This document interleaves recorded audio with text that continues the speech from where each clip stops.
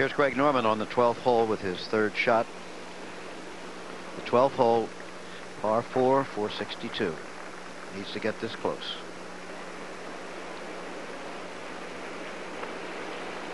Go, Greg. Go. Go. Go, Greg. Go. Now he'll need that, but it's still rolling. That's doing better than I thought it was doing. It's perfect distance. Just push it out a bit to the right, but he's 5 or 6 feet away. Now he can't afford to drop any strokes from here on, Jim. If he's going to set a target and maybe win the championship or get in a playoff or be very close to winning it, he's got to hold this putt. 6 under at the moment. On tape, the third shot of Curtis Strange on the 5th hole, par 5. That was from 90 yards after Curtis hit his drive into the bunker and played a good second short of the green. Oh, look at this. Good afternoon, Curtis. Welcome to the U.S. Open. Now that should be a birdie. Larry Nelson, second shot on the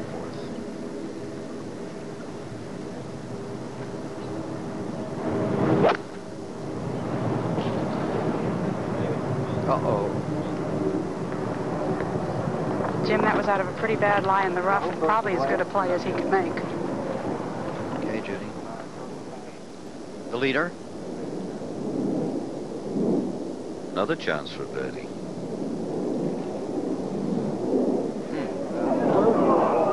Not this time. This is Mike Donald's 4th U.S. Open. In 1984, he tied for 34th, and he missed the cut in 87 and 89. Now Norman for the par.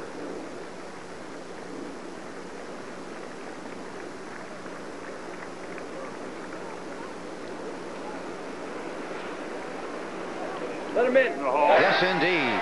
He looks very, very comfortable at the moment. Those are the ones that win U.S. Opens, right? Well, the next 6 holes are going to be very important for him. Now Mike Donald on the 4th tee. Bogeyed this yesterday. That ball looks like it's hanging down the right-hand side. Just caught the right side of the fairway. Mike not using a driver very often, playing a metal wood spoon off these tees. Okay, Peter. 434 yards. Again, you see the characteristic here on nearly every hole at Medinah is down through these fine stand of trees. Fairways for the USGA Open Championships usually running around 30-32 yards in width. And, well, the rough's pretty thick, but I've seen it thicker over the years. There you see the 4 bunkers around this green. Uh-oh. Billy Ray. That ball's going to find the trees. It certainly did. Off to the right. Drop down, you see some of the crowd and the officials headed for it. Big problem. The first really big problem of the day, it looks like, unless he's fortunate enough to have some kind of an opening in the trees.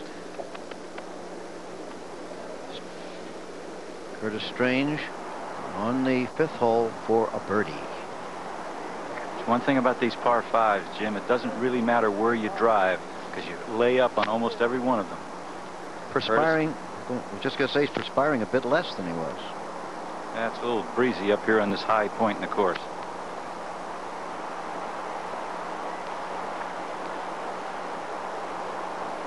All right. Well, that gets him back to where he started. 5 under par. Yep. 4 shots out of the lead.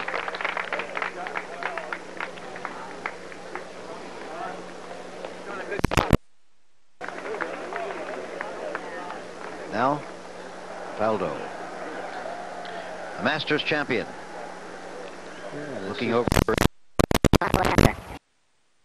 This is a guy to watch today. I mean, obviously, we know he can play golf, and he's performed well in the Open before, losing to Curtis in a playoff 2 years ago. But he is on his game today, and he's determined. He's playing high percentage shots, and he's going to be tough. I can't help but think he'll be right in there at the end. 2 under par so far today. Played an iron off this tee. Drove, a foot or so into the short rough, and then laid back quite a ways. Been hit a great third shot in here from about 175 yards.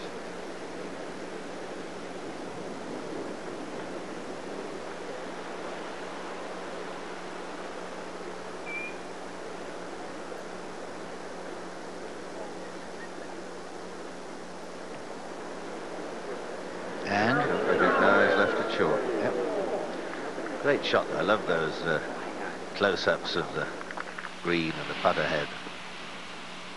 Now, Curtis, as you see, hello. I think that just a piece of paper blew. That wasn't thrown, was it, Rossi? No, I don't think so. Seem to be settling down, Bob? Yes, I think so. You know, that bogey at the second hole is just like when a fighter takes a punch. Then you know you got to get going. Everything kind of disappears, the things you've been thinking about overnight, and now he's back playing.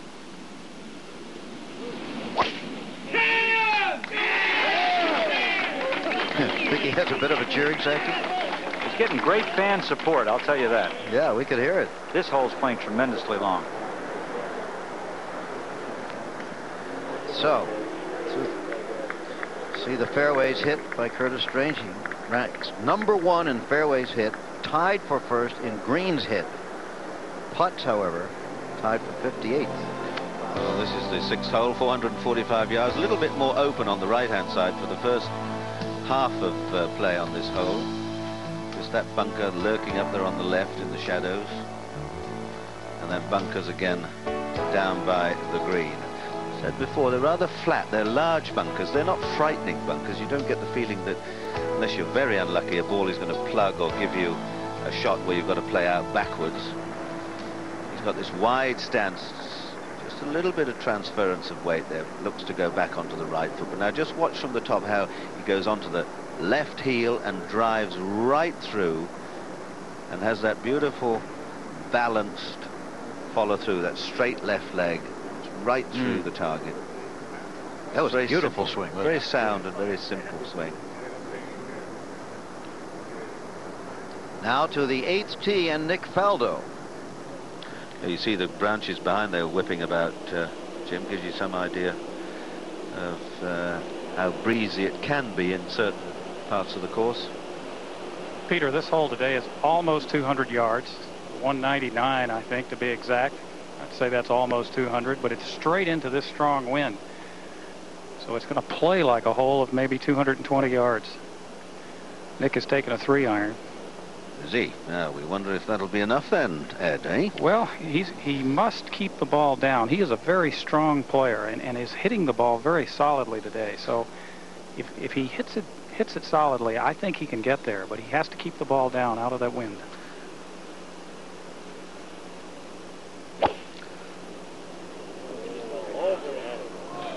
Started low and then it rose into the wind. Came up short. Well, he just finds them. He's on the green all right. Yeah. You see how where the pin is tucked away in that top left-hand corner, and with the windy condition, this is a difficult par 3 today if the wind's going to keep up its momentum. So you get no marks for going over there. I tell you, missing the green on the left. Grandstands all around the golf course. Every year we seem to have more spectator viewpoints. Can you imagine if Faldo would win this, what it would be like at St. Andrews? Oh, there'll be plenty of them there. 11 years on tour. He's won once. Last year, the Anheuser-Busch Classic. That's a 5-iron from 196, playing straight downwind, and that is on line. If it'll bite. Yes, it is. Mike's really swinging well today. That's a beautiful shot. Now, Billy Ray Brown, remember, was way in the trees on the right, and he did have an opening. Looks to have a fairly good lie as well.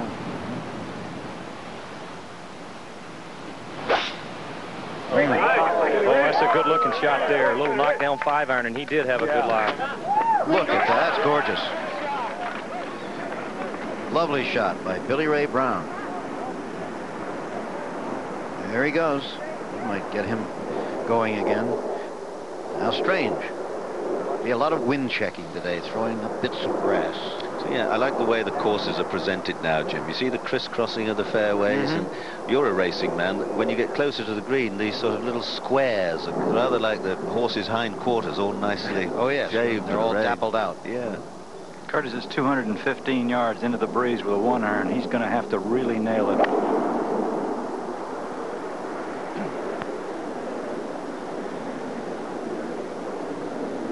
Oops, into the bunker. Yeah, not far from the hole either. If he's lying well, it won't be too difficult a shot, although the wind will be a bit behind him. So the man with the quest has a problem. Curtis Strange looking for 3 in a row.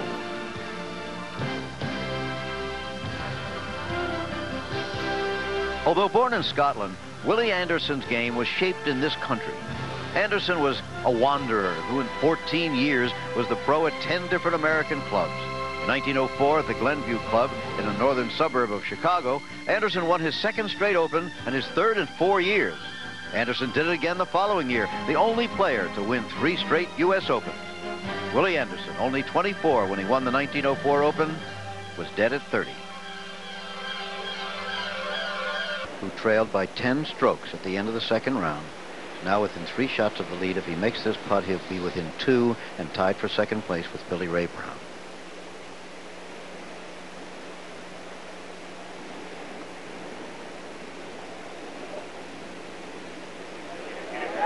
And so he is. He's got to keep doing this, Jim, if he's going to perhaps win this championship. He's now only got 5 holes left. He needs, I think, a birdie, maybe 2 birdies, but he's in great shape. Well, there you see it, and he's 5 under for the day. Now let's go over to the man who conceived and wrote all the lyrics for that wonderful musical opening we had today, my friend Jack Whitaker. Thank you very much, Jim, and welcome to this final round of the 1990 United States Open. Seldom has a leaderboard presented such possibilities as this one has for the 4th round.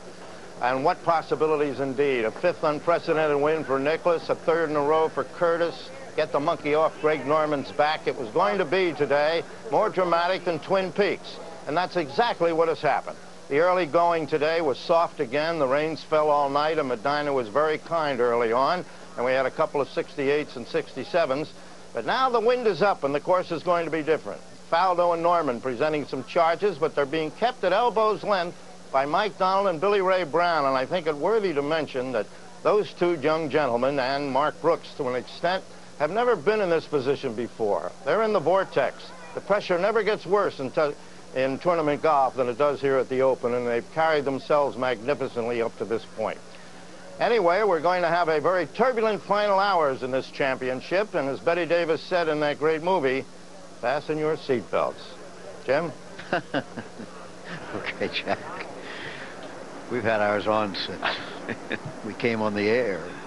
There it is. 2 shots for Mike Donald over Norman and Billy Ray Brown by 3 over Faldo, Tim Simpson, Larry Mize, Curtis Strange at 5 under, the Spaniard, Irwin still in it, Zeller, Steve Jones, he's finished. He can't do anything more. Curtis Strange at the 6th hole, 445-yard par 4, his 3rd shot. Yes.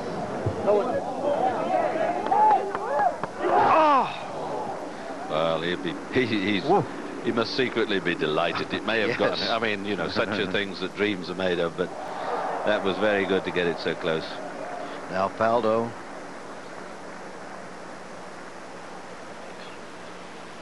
Very long putt. Yeah. Just started in there at the end.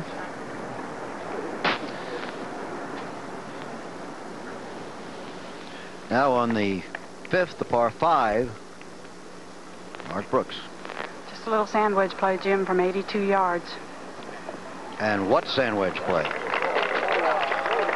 Mark Brooks at 5 under, trying to get back in it.